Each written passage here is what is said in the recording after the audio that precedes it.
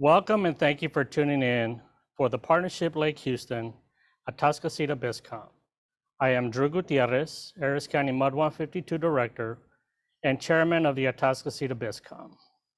I'm so glad you've chosen to spend some time with us today. We begin today by welcoming Pastor Williams of Atascocita United Methodist Church. She will start us off with a prayer. Pastor Williams. Good morning. Please join me in a time of prayer. Most gracious God, we come to you today seeking your blessing upon our community and all those who are assembled here. Bless us, O Lord, in our homes, our businesses, our community, our state, our nation, and our world. Empower us to play our part in creating peace and wellness in our individual lives, in our public and professional service, and equip all those within this organization as they work to promote healthy businesses, to improve our education systems, to encourage the development of new leaders, and to advocate for the prosperity and harmony of our community. Send now your Spirit to be present in all the places that we are gathered today, and to be known and heard by all those who live in this community. Accept our thanks for the blessings we have received, and send us forth from here as ambassadors for your kingdom. This we pray in the name of the Father, the Son, and the Holy Spirit, our God, now and forever. Amen. Now, if you would please join me in the Pledge of Allegiance. I pledge allegiance to the flag, the United States of America, and to the republic for which it stands, one nation, under God, indivisible, with liberty and justice for all. And now we will continue with the Texas Pledge. Honor the Texas flag. I pledge allegiance to thee, Texas, one state, under God, one and indivisible.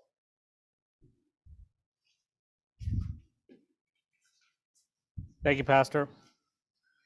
For our Zoom guests, you will notice that you are muted and all guests will remain muted throughout the program.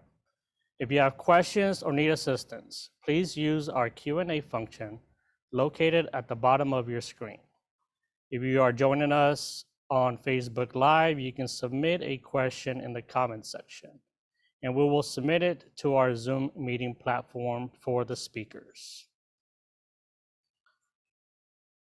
Today, we have a lot of knowledgeable panelists to cover a variety of topics. Our panelists include Representative Dan Huberty, Texas House of Representative for District 127, to update us from our special session, including redistricting and SB 15 related to virtual education. Justin Kendrick, CEO of Memorial Hermann Northeast Hospital, updating us on COVID-19 in the Lake Houston area. Lance LaCour, Economic Development President and Partnership Lake Houston, introduction of the partnership's new economic development.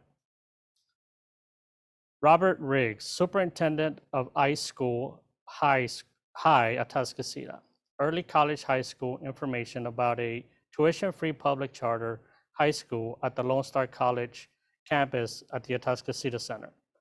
Millie Garrison, Lake Houston area's representative for the Nonprofit Alliance, to discuss the status of nonprofits in the Lake Houston area in terms of food distribution, hunger, and homelessness. Will Faulkner, principal of Atascocita High School, to share school improvements and updates for the 21-22 school year. Ms. Amanda Petrie, chairman of Party on the Green Committee, updates on the 2021 Party on the Green annual event. As always, we depend on our businesses, sponsors, to make programs like Biscoms available for our members and the greater Lake Houston area community. Atascocita BizCom sponsors include our presenting sponsor, Memorial Hermann Northeast, Rosewood Funeral Home. Our gold sponsor, HEB Atascocita, GLA Realty, Amanda Petrie, Generation Park, Redemption Square, Whataburger, Takis Fiber Internet. Our silver sponsors, KNS Sportswear, Infomark, Pro Custom Service. If your business is interested in being a sponsor for one of our events, please contact the Partnership Lake Houston staff Your sponsorship funds support the efforts of Partnership Lake Houston, which enables us to help businesses recover and succeed. Our next speaker will be Casey Chrisman. She is to update us on the October is a Breast Cancer Month, an annual campaign to raise awareness about the impact of breast cancer. To start things off, we will hear from her now. Good morning. My name is Casey Chrisman, and I serve as a co-chair for the 2021 In the Loop campaign benefiting Project Mammogram, which assists under or uninsured cancer patients in receiving life-saving services. This is a very important program to me personally, as my mother, Theo, is a 2-time breast cancer survivor, thanks to early detection and available treatments. I would like to thank Memorial Hermann Northeast for their continued partnership. We would not have the impact we do without them.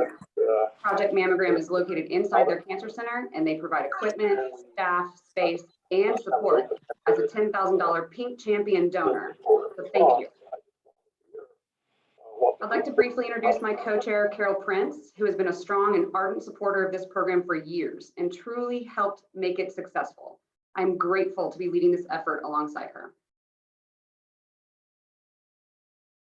For 2021, we are again hosting a virtual campaign in lieu of our annual luncheon. The campaign honors the founder of Project Mammogram, Joyce White, pictured here, who dedicated her life so that all women and men may have access to life-saving screenings to detect breast cancer at an early stage.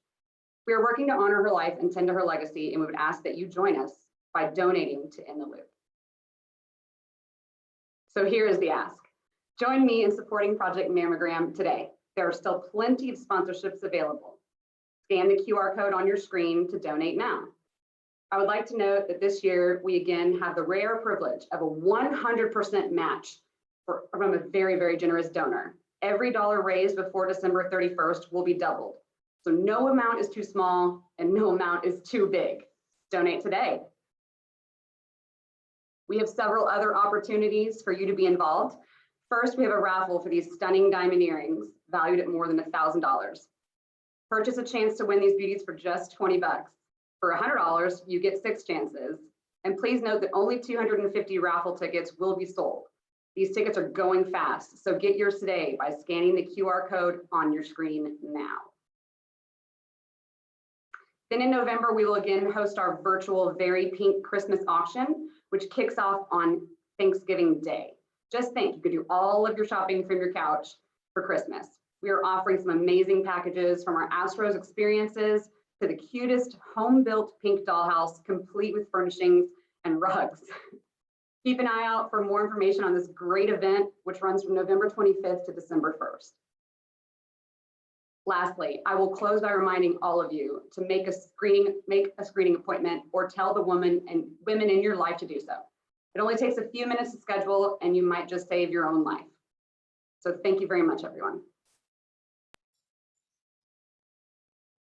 Thank you, Casey.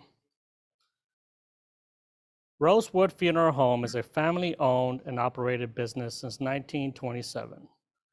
They provide funerals, cremations, and cemeteries to serve area families with locations in Humboldt, Porter, Atascocita, and Pasadena. Rosewood Funeral Home has been focused on one simple goal: to give us sound advice and caring service to families in times of personal loss. Thank you, Rosewood. Joining us from Austin is Representative Dan Huberty, who had lots for him to share. Thank you, Representative Huberty, for taking the time to update the community on what's happening at the Capitol. Representative? Hey, good morning. How's everybody today? Thank you. Yes, we are still in Austin. It is the Groundhog's Day session. It seems like we are now in our 3rd special session. We have been here since January. So when people start suggesting that it's a part-time job, they are very wrong on that right now. We have done this week in particular, we've been working on redistricting. It's an important thing. Once every 10 years, the census comes out and you have to redraw the Texas House maps, Texas Senate maps, congressional maps, and State Board of Education maps. And so those are, trying to get those through has been a very strong undertaking. We This past week passed the House map. We did that on Tuesday. The delegation, Harris County delegation, we all worked together. I carried the amendment for that to make the adjustments that we needed to our districts. The good news, at least in District 127, is mostly stayed intact. Small portion of Huffman was given into District 128, which is Briscoe-Kane. But for the most part, the district remained as it was, which was good. But many other districts changed down south just due to population growth out in the west side of the county that is out there. From a congressional perspective, we are picking up 2 new congressional seats, one of which will be in Harris County as it's drawn today. And we will have the map on the floor, I believe, on Friday, the congressional map on the floor on Friday. There is a new seat that will be in Harris County in and of itself. Right now, Congressman Crenshaw, who's our congressman, CD2 is going to be moved over and pick up portions of Montgomery County, but will still maintain the Lake Houston area. Right now, he currently does not live in the district as it's drawn. Congressman people do not actually have to live in their district, but it's my understanding he will be moving into the district to run again, is my understanding. So, but there is a new district that is on the west side of town that is being drawn or has been drawn, and we will discuss that. I don't know if changes will be made or not, depending on what happens on the floor. We'll see what happens specifically to that. In addition to that, we are working through the additional funding that came in. There's about $16 billion that's come in from the federal government. This is separate money from the ESSER funds that went directly to the school districts in the regular session, but this is actually federal funds that's going in, and we're doing a lot of shoring up of TRS, ERS. We're also looking at tax revenue bonds for some of our college campuses, some flood infrastructure, electricity infrastructure, things of that nature. So that bill will be on the floor Saturday or Sunday, we believe. So we're working through a variety of those things. It is our hope that will be done by Tuesday. That is the last day of this special session. I think many of us would like to go home. And that is kind of where we're headed. There are some things right now that are in the pipeline. They have not been put on the call by the governor yet, specifically dealing with educational issues. We passed a bill during the regular House Bill 4545, that deals with accelerated learning loss and requiring schools to provide teachers and tutors. We know that it's not doable based upon some of the parameters that were laid out. And so we're trying to get that fixed, and we're working with the governor on that to try to make some of those changes, but also working with TEA to be able to find some solutions to that particular bill so that we could try to make it more reasonable for everybody to go forward. Many of you know that we talked about this. We did provide some additional funding from the regular session, additional $30 million for dredging in and around Lake Houston. That is important because we have areas in the finger lakes, we call them, within Atascocita and the Huffman area that have not been dredged yet. That money will be appropriated and put into place to be able to do that. And so, as I understand it, we're going to be working through those areas in the next several months. The Harris County Commissioners Court had an agenda item on last week, I believe, allocating about $10 million for additional studies and getting geared up for those programs. So, you know, while we made it through this year and basically, knock on wood, hopefully all the bad storm events without any major issues, you know, we know that it's just a matter of time before we have another major storm that's going to come in. And so we want to be prepared for that. So we're working through that as well. There are some controversial things that are up and that we are discussing right now. And so we're in fact, it's on the floor right now, so I'm going to be short. But we have several items on the agenda today that we're talking about. And I know that one in particular is the governor did talk about the vaccines, the anti-vaccine mandates or vaccine mandates, or however it wants to go. And I am aware of what Lake Houston's position is on that. I've seen also what the mayors and everybody else has taken on that. So that bill is going to be up in the committee for discussion today. And believe it or not, actually, I believe it was yesterday. So it has not moved yet. I'm not sure what the status of that's going to be. With limited time right now, it's going to be difficult to see if we can get that done. Our hope is that we can get all these things done. There are some conflicting opinions on that, and I understand that. I am one that believes that businesses should run their own businesses. I don't need government as a business partner. Never have, don't want them now. So we'll see where that lands as we go forward. So that's kind of a highlight reel of some of the items that we're working through right now. I've already provided you an update of the regular session that we did several months ago. And so, we are through the process of implementing the new bills that went into effect on September 1st. The last thing I would say is that we do have constitutional amendments that are coming through. We will provide the Lake Houston Chamber of Commerce members what those constitutional amendments do, and hopefully they can push that out to the membership. That will be on the November ballot that will be coming forward for you to be able to take a look at. With that, I am happy to answer any questions. Otherwise, you guys have a great day. Thanks. Thank you, Dan. Our next speaker is Justin Kendrick, the CEO of Memorial Hermann Northeast, joining us today to provide updates on the Delta variant of COVID-19. Welcome, Justin. Hey, Drew, and everybody else. Thanks for the time here today. We're going to cover just a snapshot update of where we're at and kind of where we're heading here with COVID right now, and then provide you all some resources as well as we all try to navigate this pandemic together. So hopefully y'all can share my screen, and I'm going to start clicking through here. So really what this represents is the last year and a half. And as it seems like, I know we've been talking about COVID for a long time, and we've certainly been talking about it every single day within this type of industry. So what you see on the screen is this last surge that we're on the downhill turn, on the downhill slide, has really been the worst that we have faced throughout this entire pandemic. You see there on August 24th. This is information directly from Memorial Hermann system with our patient counts that day represented the highest that we have seen. But as we start seeing the curve going down, at least that's positive direction. So I did want to provide some updates as far as the demographics that we're seeing too here. And this is, we oftentimes hear in different community conversations and such that this is a disease of really the older or the elderly population.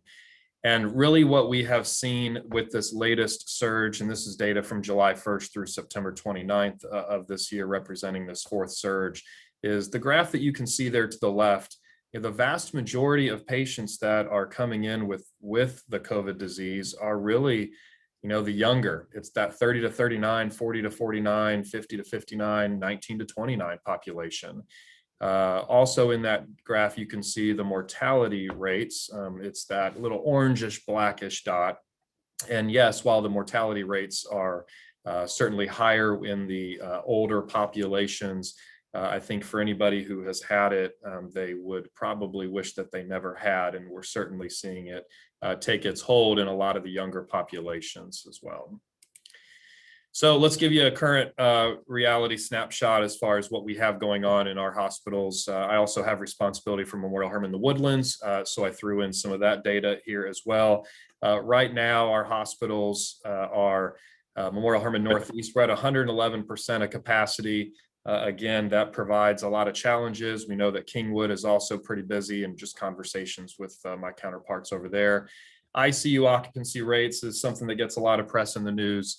We basically have one ICU bed available at Northeast, but the good thing is that a lot of the overflow areas that we have opened to be adaptable to the current reality, we are in the process of decompressing those and getting operations back to more normalcy. I think where we look at the impacts that you hear about in the news and Houston and this region are really no different. When one type of disease state starts taking precedence or starts taking hold of the majority within a hospital, such as you see here, and this is really at the peak of the pandemic where Memorial Hermann Northeast, 59% of the patients in the hospital were of COVID disease state. It impacts everything else. It impacts a facility and a region's ability to respond to all sorts of other things, such as heart attacks or neuroscience or neurological disorders and things. And so the part of the reason why it's so important for us to be flattening this curve is to be able to take care of everything that's out there within our region. And that certainly weighs heavily on all of us. And then let's talk a little bit about these two hospitals, this north side of town, our Lake Houston area. What we have seen is that we very much have been seeing a disproportionate share of the COVID hospitalizations here on the north side of town, really particularly here in the Lake Houston area. So my two hospitals represent right now at this very moment about 22% of the Memorial Hermann total hospitalizations, and that has really been as high as almost a third, as our two facilities have certainly been feeling the burden and such. So we have to start asking ourselves the questions of why. And in a lot of different cases, we can start looking at the vaccination rates throughout the various regions of Houston. And we know that Harris County right now, fully vaccinated, all eligible individuals is about at 66%, the last that I checked yesterday. Our area has really been behind that number by about 5 to 7 percentage points. And then as we go further on out, like into Liberty County, it's further off than that. You know, with a system of our size and geographical reach, we can start drawing comparisons. And one comparison that we look at is always Fort Bend County, as they have really led the state of Texas with the vaccination rates of eligible individuals. And for the most part, our hospitals around that area have been able to carry on in more normal types of functions than what we have, and have not just been really seeing these high proportions of total patients in their facilities. So again, we start drawing comparisons that we can. We certainly see that vaccination rates in various areas of the country are directly impacting the hospitalizations and such. Again, just where we're at, we always get asked this question as well. How many, what's the percent of those COVID-19 hospital admits are unvaccinated individuals? You know, this data of 96.9% is really a conglomerate, really a roll up from about January, February of this time period of this 2021 until now. And so really those breakthrough hospitalization rates that we're seeing really are sticking to about that 3% rate, which tells us that the vaccinations are doing their job by limiting the progression of the disease state and keeping people from reaching that severe state and needing hospitalization. And then just a roll up of the graph that we showed before here. COVID-19 hospital admits less than age 50, 63% is what the numbers are showing right now. And so I always have to thank so many of you all out in the community for all the good well wishes with those that are on the front lines and such. And I can tell you that you may not think that it's making a difference, but every single well wish really does. It is so meaningful and so impactful to everyone here. So thank you so much. So let's look at where we're heading.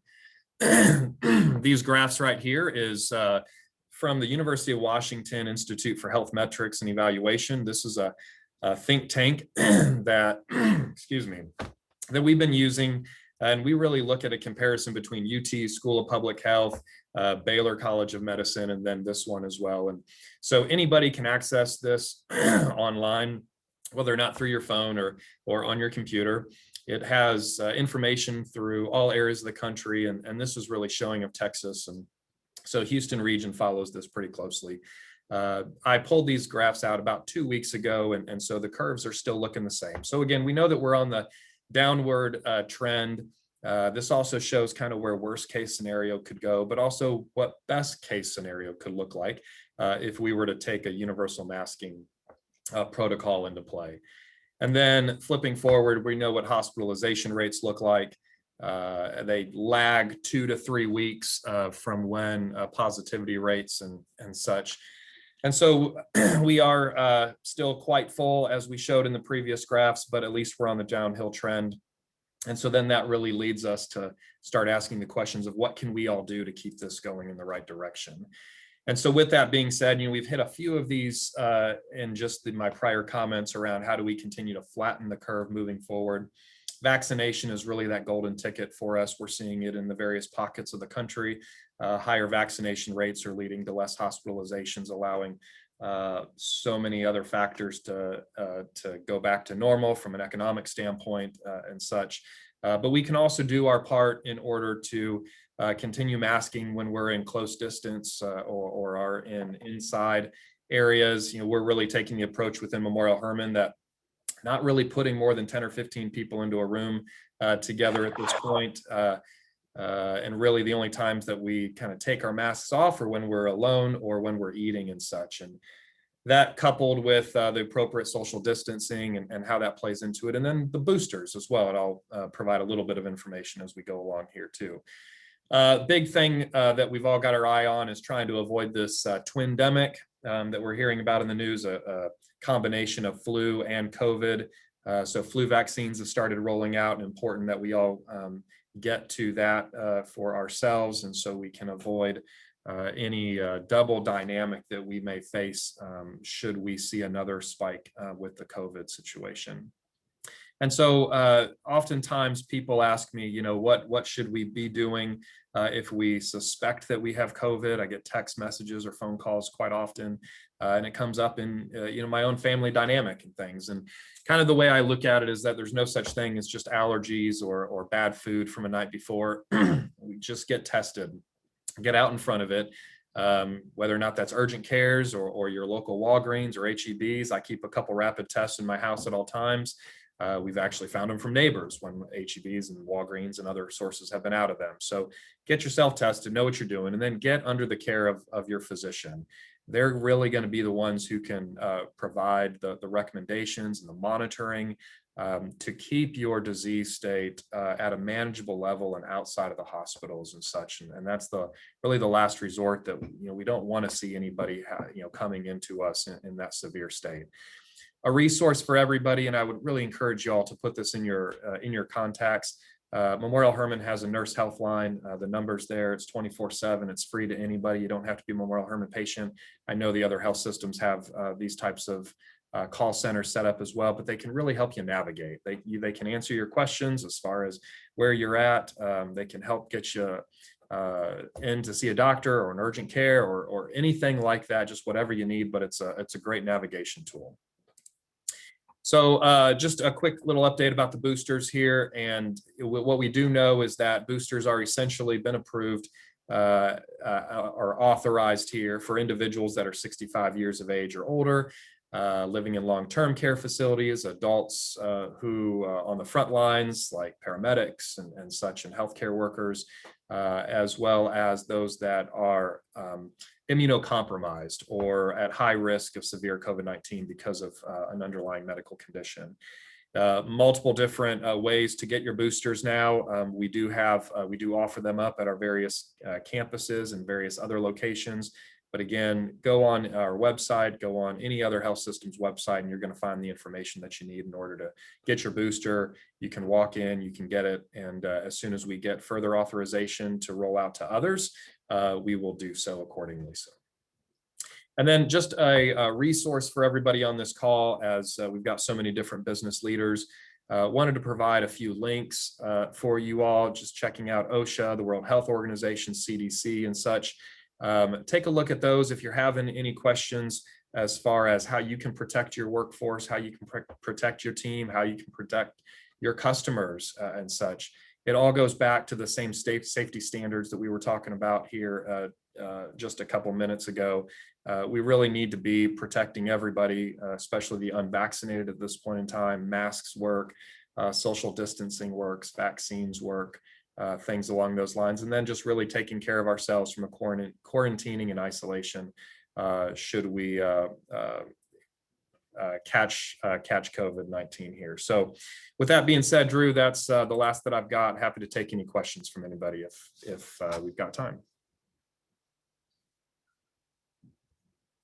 Thank you, Justin. Appreciate all your support and your guidance.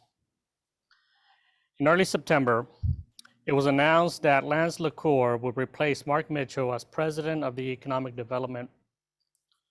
LaCour will assume his position with Partnership Lake Houston on November the 1st, after more than 16 years of leading the Katy Area Economic Development Council. We are elated you are joining us today, Lance. Take it away. Thank you. Thank you for the opportunity to be here and for the opportunity to serve as President of Economic Development for Partnership Lake Houston. I can't express how excited I am to be joining the partnership team, and I'm counting the days to start on November 1st. I wish I could be there in person, but I'm attending the Texas Economic Development Annual Conference in Fort Worth. A little bit about my background. I have 30 years experience as an economic developer at the county and regional level, and have worked in 3 states, Mississippi, Alabama, and of course, Texas. I worked directly for 4 other EDCs and indirectly for 10 industrial development boards, 8 chambers of commerce, 15 cities, and 6 counties. Many years ago, when the Lake Houston Economic Development Department was being explored, I provided some technical assistance, information, and advice to Charlie Dromgold to help get the department started. I've been a certified economic developer for 9 years, and I just recently received my recertification for another 3 years. And I also have a master's degree in economic development from the University of Southern Mississippi. In terms of job creation, I've helped create and retain over 29,000 jobs and $3 billion in capital investment. I've also been an advocate for numerous public infrastructure and educational infrastructure projects, accounting for over $3 billion in capital investment. The majority of my focus in economic development has been light industrial, although I've also been involved with office, retail, hospitality and entertainment, and higher education. Some representative company projects I've been involved with include Amazon, Geico, Schlumberger, Goodrich Aerospace, Rims to Go, Igloo, Medline, Ace Hardware Corporation, and the University of Houston. The one project I'd say I'm most proud of is the Geico project, which helped create 1,400 jobs and and we won the Texas Economic Development Council Community Economic Development Award and the Top 20 Projects Award in Site Selections magazine. Managing economic development, recruitment, and business retention and expansion projects is my forte and my favorite thing to do in economic development. It's very satisfactory to be riding down the road and see a project that you're involved with that has created a substantial economic impact in the community. I've also had some significant and successful experience with business park and shell building development. That's an important part of economic development, to make sure you have the infrastructure, business infrastructure, to provide to companies that are seeking relocation.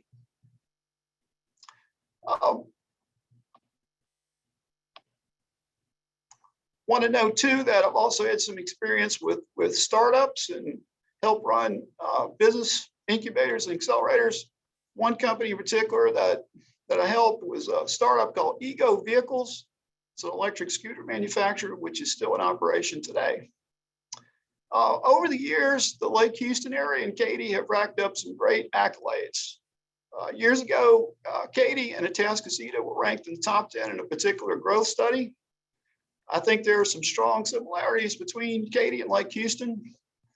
Great school districts, strong population growth, outstanding recreational opportunities, great transportation infrastructure, available business parks and shell buildings, and world-class talent. Some game changers that really set Lake Houston apart and attracted me to the position include the close proximity to George Bush International Airport, Generation Park, available spec buildings, the corporate headquarters that are located here, and of course, Lake Houston. I was raised in Louisiana, fishing several times a week and love being close to the water. My wife, Michelle, and I have 2 children, Lexi and Emery. Lexi graduated from college and is working in veterinary nursing. And Emery is a sophomore at Louisiana Tech in electrical engineering.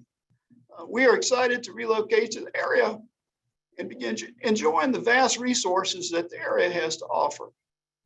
I'd like to thank Mark Mitchell, Jenna Armstrong, and the leadership of Partnership Lake Houston for building a strong foundation. I'm honored to be joining this team and look forward to hitting the ground running on November 1st. Thank you. Hey, Lance, thank you. We look forward to working with you. You got a hell of a resume, and obviously you're going to wear a big hat. So look forward to working with you every day. Thank you. Thank you. Before we continue with our next speakers, we want to offer our appreciation to each of our gold sponsors. Through your generous support, we can educate and update our community on important topics during these BizComs. Thank you. HEB Atascocita. Fall is around the corner, and there is no better way to prepare than to stop by your local HEB. Everything from fresh pumpkins, pumpkin pie, to even seasonal pumpkin flavored beers. HEB, no store does it better. JLA Realty, Amanda Petrie. Partnership Lake Houston is privileged to have JLA Realty, Team Petrie as our gold sponsor. Team Petrie needs your homes. Due to low housing supply and high buyer demand, the Lake Houston area, as well as the rest of the country, it is a true seller's market. This means it is a great time to sell your home. Give Team Petrie a call today for your free market evaluation to discuss how they can help you with your real estate goals. Exciting news. Boca Italian Kitchen at Redemption Square is now open 7 days a week. To celebrate, guests who dine in with us Monday through Thursday from now through November 18th can receive a complimentary bottle of wine with their meal.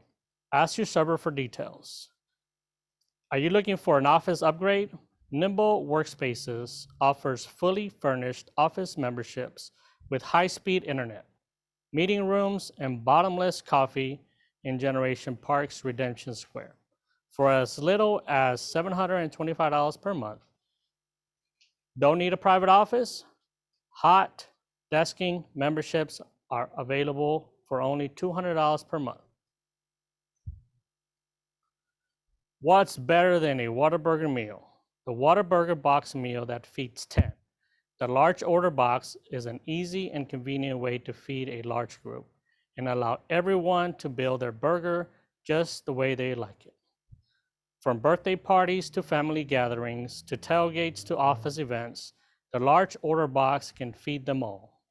Available online or at your local restaurant. Takis understands the frustration with internet contracts and unfair pricing, and that is why we built an internet company with you in mind. Not only do we build on demand, but we also offer simple lifetime pricing, no contracts, and 100% fiber. Go faster with a fairer internet company like Takis. Visit takis.com to learn more.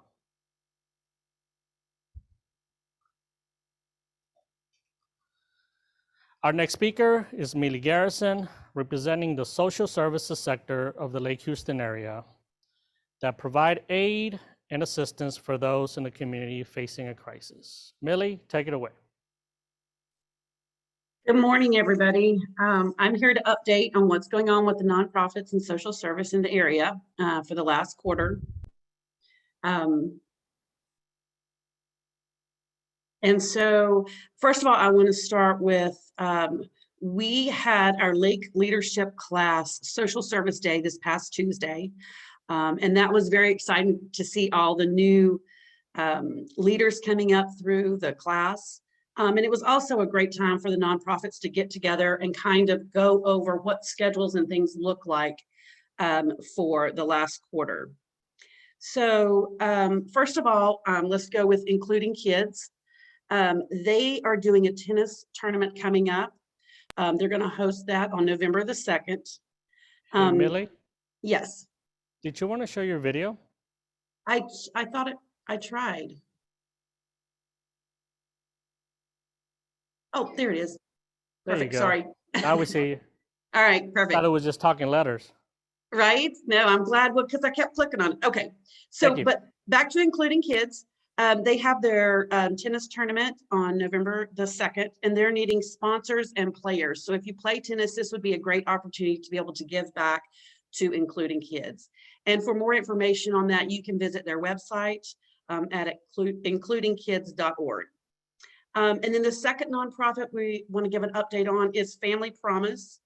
And I spoke with them on Tuesday. And they're very excited. They're pouring their foundation for their Promise House, which will be located off of 1960 in Humble. And then they also wanted to promote, they're going to be hosting a Better Together Roundtable in January. And if you would like dates on that as we get closer to the January date, please go to the Family Promise website. And they also wanted to provide volunteer opportunities, and those are located on their website as well. And then the next one is the YMCA. And they are hosting their November 18th event, which they do annually, and that's Dancing for a Cause. And so they wanted to make sure that they invited everybody to come out and either participate or buy a table and cheer everybody on. It's a really fun event. For more information, go to the YMCA website. The Village Learning Center, they are doing many things with their villagers. The one thing that their need is between now and the end of the year, and then also kicking off for 2022, would be vocational skill locations. And what that means is that the villagers would go to your business and learn a skill, but also provide you with the volunteer labor. So it's a really great program. The villagers are so sweet and detailed. And for more information on that, you can contact Christy at the Village Learning Center, who is the new ED there. And then Family Time, they will be hosting their candlelight vigil, which they do annually for domestic violence. And that's going to be held on October the 21st. And for more information, you can go to their website, which gives full details on locations and times. And then last, HAM, we are going to volunteer, or we partner with Humble ISD each year at the holidays. And that's for the Thanksgiving and the food, and for Christmas and the toys. And so it's an opportunity for us to work together to make sure that all of the Humble ISD families and all the families in the Lake Houston area are provided a holiday for Thanksgiving and for Christmas. And so what we have done is we have a link built together. And so you can either go to the HAM website and click on the link which to donate, or you can go through Humble Foundation website to donate. We are going to be collecting toys and gift cards this year. We want to do, instead of so much as a toy store, but we want to provide like a drive-through gift card. And that way the families can go and pick exactly what they want. And we don't have to gather a whole bunch of people in one space, kind of going through as a toy store. We did it last year. It was a great success. And I think everybody enjoyed it. And it's a good way for us to partner and not have the duplication because we have a central record keeping for the families. So I think that covers the nonprofit updates. If you guys have any questions, certainly you can call me at the HAM office. You can visit any of the websites that I have offered. And we just appreciate all your support. We live in a great community, and speaking on the behalf of all the nonprofits and social service in the area, we're grateful. Thank you. Thank you, Millie. You're absolutely right. We do live in a great community. Are you looking for a tuition-free public charter school serving students in high school? Today, we will hear from Robert Riggs of High School with more information. Robert, take it away. Yes, sir. Hey, good morning. Thank you, Drew. And I also want to say thank you to the Partnership of Lake Houston for allowing me to speak this morning here. As you can see on my shoulder, you see the title Responsive Ed, and iSchool High is part of one of the largest charter school networks throughout the state of Texas here. But Responsive Ed is our parent organization. And real quickly, Responsive Ed is a charter school manager, which means that we have the ability to oversee numerous charter schools throughout the state of Texas. We do fall under the direction of the Texas Education Agency. We've been in the business of educating students for over 22 years now. We are headquartered just north of Dallas and Louisville. We have 75 campuses across Texas as well as Arkansas, and then we have 16 campuses here in the greater Houston area, including Humble Classical Academy, which is just right across the street from Humble High School. One of the best things that I think we do as an organization is that we offer a multitude of models.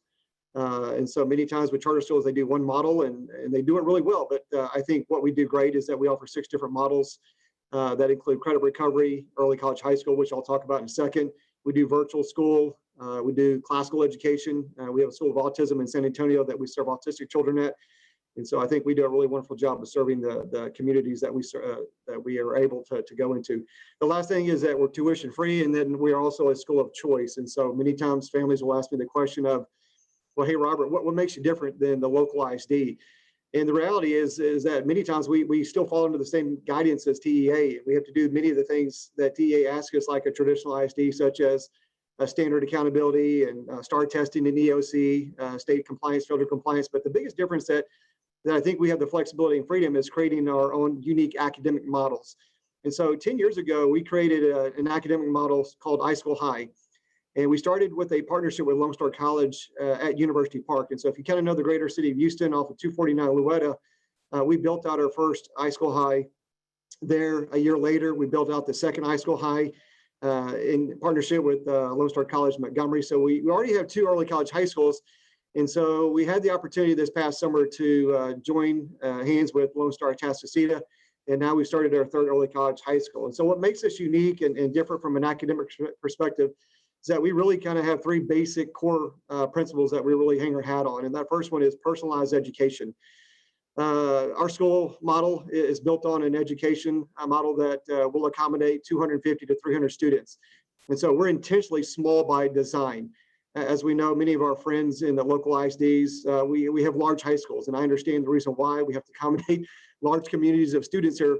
But as a charter organization, we have the flexibility of saying, hey, you know what, we're going to start with a school that's going to accommodate 250 to 300 students here. And part of that design is to really create an enhanced relationship between our students and our teachers. And what that really does, it allows us to kind of get past the clutter and many times the distractions and the obstacles that our schools present. And so our students and our teachers have a healthy academic relationship where they're able to engage each and every day to enhance the academic component. The second principle that we really buy into is the blended learning academic model. And each of our students are distributed or issued laptops or Chromebooks. And then their high school coursework is put onto an academic platform. And so our students have access to their high school coursework 24 hours a day, 7 days a week. And so if I'm a freshman, I'm taking Algebra 1 as an example, I have my curriculum at my disposal 24 hours a day, 7 days a week. And so I have access to my lessons, to my quizzes, to my practice test. And so I have that opportunity to work on it during the traditional school day. Our school day is from 8:30 or 8 to 3:30. But also going to work on my work after school, weekends, holidays. If I'm sick, if I have to miss school because of an extracurricular activity, I can catch up at any point. And so that's a wonderful benefit.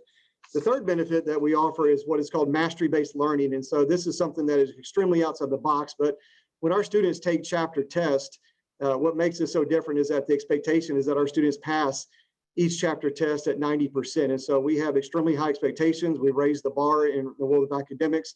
And so I just use an example of Algebra 1 as a freshman. I'm going to take my chapter 1 test. I have to pass at 90%.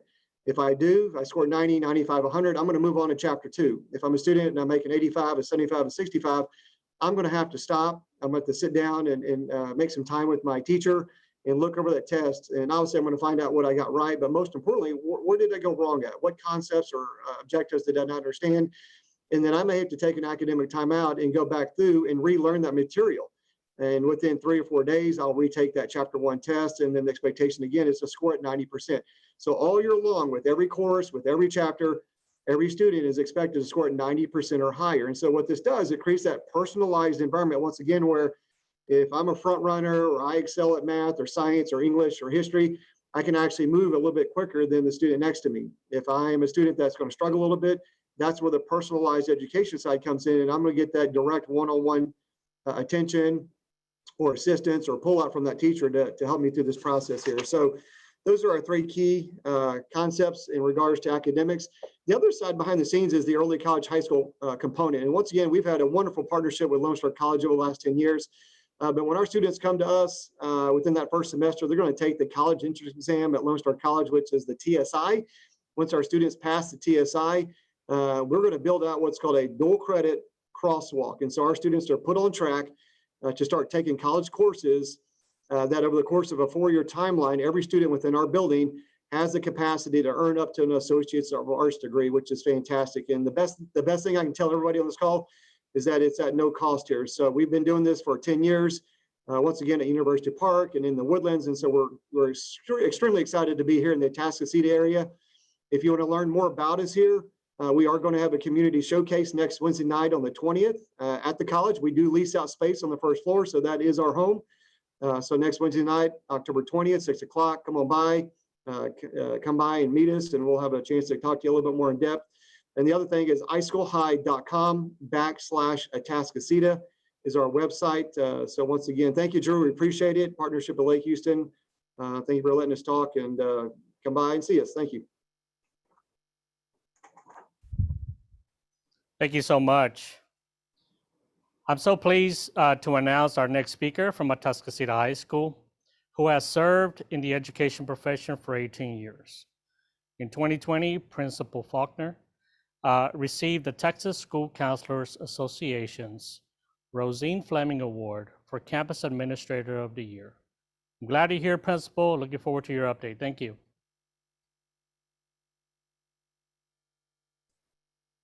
Yes, sir. Thank you, Partnership of Lake Houston, for allowing me to speak to you about some of the updates that are going on here at Atascocita High School and Humble ISD. We just recently finished construction of our Advanced Academics Wing. That wing includes 20 traditional classrooms and 3 CTE classrooms, as well as an additional gym and collaborative spaces throughout that wing. Some of those 3 CTE classrooms, those things include a robotics classroom dedicated specifically to robotics and drones, and even underwater robotics as well, a Cisco programming classroom, and also a pharmacy tech classroom that could pretty much mirror Walgreens or CVS Pharmacy located on our campus right now. Depending on your movie preference, our student common area has the feel of the Avengers or High School Musical, depending on what your movie preference is. And we also have flexible seating as well. Throughout the space, we have really high-end graphics just to make the space more vibrant for the students.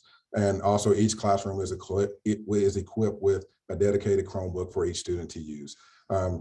We've also partnered with University of Texas on-ramps for some of these courses. This allows the student to take college courses with the University of Texas online and also have a dedicated teacher in that classroom. So if a student at any point in time needs additional assistance, there's a dedicated teacher there to help them. So the benefit of having UT on-ramps, that program here at Atascocita High School, is it allows the student to do 2 things. One, it allows them to get the high school credit, but also if they don't like the credit that will be reflected on their transcript, they don't have to have that listed on their college transcript, but they can stay in the course and receive credit on the high school side toward graduation. Currently, we're sitting at about 3,800 students here at Atascocita High School. We have about 200 kids that are virtual. Some of the classes that we're offering here are just, we just want to make sure the students have an array of classes that fit their academic needs. And so we understand that some students may not go off to college. And so we want to provide them with certificate programs and career and technology education programs just to make sure they're successful when they leave Atascocita High School and Humble ISD. Another thing I would like to highlight is we are beginning our personalized counseling sessions throughout Humble ISD. We are aware that there are some students that have not been to school for the past 1.5 years. And so they're experiencing some challenges and some anxiety returning back to the classroom. And so we saw that we wanted to make sure that those students had their emotional and mental needs met. And so we were making sure that those students are meeting with their specific counselor at least twice a year, having a full-blown personalized counseling session, one-on-one academic meeting to address any concerns that they may have, and just to make sure that we're meeting their mental and physical and emotional needs. That has been a really big initiative and push by our school board and Dr. Fagan. And we've seen the benefits of that with students coming in and being open and opening up to us, saying that they have an issue, and providing them with the services and resources that they need to make sure that they're healthy and here getting the education and the environment is conducive to their learning. Finally, I would like to highlight some of the upgrades that we have throughout our campus, basically security upgrades. So we've installed an additional 50 security cameras on our campus.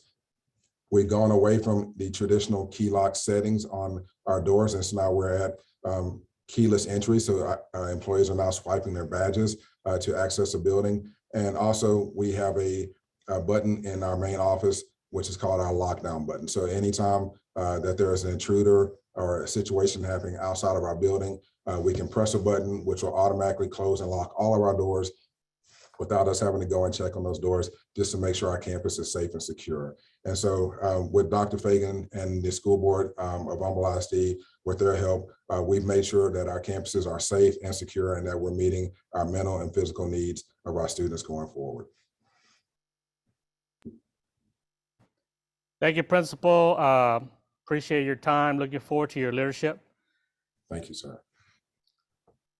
Finally, I'm eager to hear from the charming Amanda Petrie, who is chairman of the Partnership Lake Houston's Party on the Green. Amanda, what can we anticipate and when is the event?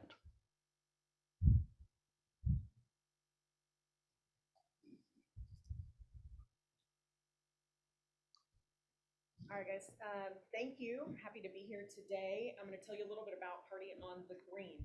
So we went to a new date. We're coming in and this Friday, December 3rd at 6:30 p.m. We're going to be having free food, networking opportunities, raffle, live auction and bid board. And then we have a few surprises up our sleeves. So we're hoping that you guys will come out and have a good time with us.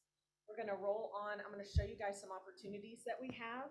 We have some sponsorships that are still available, exclusive sponsorships for wine,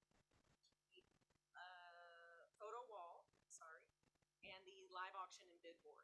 So if you're a business out there and you'd like to partner up and sponsor any of these things, please reach out to Partnership Lake Houston, Carol Poston or myself, and we can get you connected. We'd love to have these spots filled here pretty soon. The next thing we're going to talk about is the Lake Houston Axe Throwing and Cornhole Championships. I am challenging all of you watching now to buy your tickets not only to Party on the Green, but get your teams and compete in this amazing competition. Our presenting sponsor, First Financial Bank, is the reigning champion of both of these events, Axe Throwing and Cornhole. We need someone to beat them. So please buy your teams, get in there. It's a great time, super fun event, and lots of opportunities for embarrassing yourself if you don't throw axes well up. We also have a Traeger grill up for a raffle. You can buy tickets for $20 a piece or 6 for $100.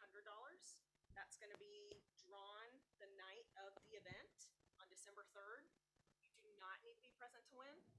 Buy your tickets and let's get that grill to a new good home.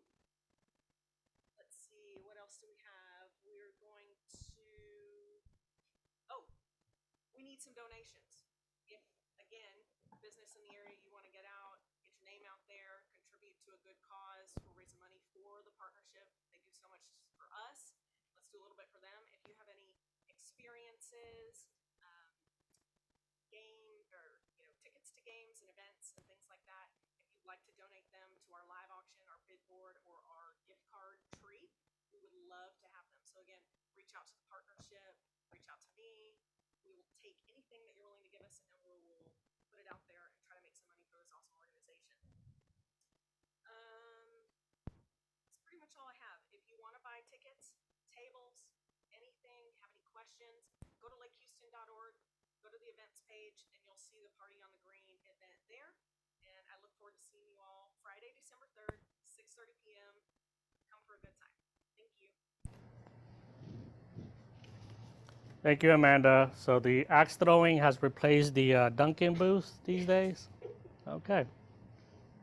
A final thank you to all of our sponsors. Our presenting sponsor, Memorial Herman Northeast, Rosewood Funeral Home. Our gold sponsors, HEB Atascocita, JLA Realty, Amanda Petrie, Generation Park, Redemption Square, Whataburger, Takis, Fiber Internet. Our silver sponsors, KNS Sportswear, Inframark, and Pro Custom Service. A special thank you to DNA Studios and Sam Schrade and his staff for producing our virtual BizComs. Orchestrating virtual events such as these requires expertise, and DNA always makes sure they come together. Upcoming events. Thank you for joining us today. Here are a few reminders of some events that we have coming up. Partnership Lake Houston will host the State of Transportation virtual event presented by Houston Airport Systems at 12 o'clock Thursday, October 21st via Zoom. Expert speakers from the major transportation sectors in the Lake Houston area will discuss the following topics regarding airline expansion, top 5 priorities of the Partnership Lake Houston Transportation Committee, TxDOT and Metro updates, and the Lake Houston area biking and walking trail systems. On Friday, October 29th, join us for our annual Partnership Golf Classic presented by HCA Houston Healthcare Kingwood. This is one of the highly anticipated golf tournaments in the area. Player slots are still available. Registration fee includes golf, food, drinks, prizes, and more. Our next BizCom will be November the 4th and will feature another great group of panelists from the community. Registration is open for all of these events. As always, Partnership Lake Houston thanks you, and please visit our website for further details. Thank you, and go Astros.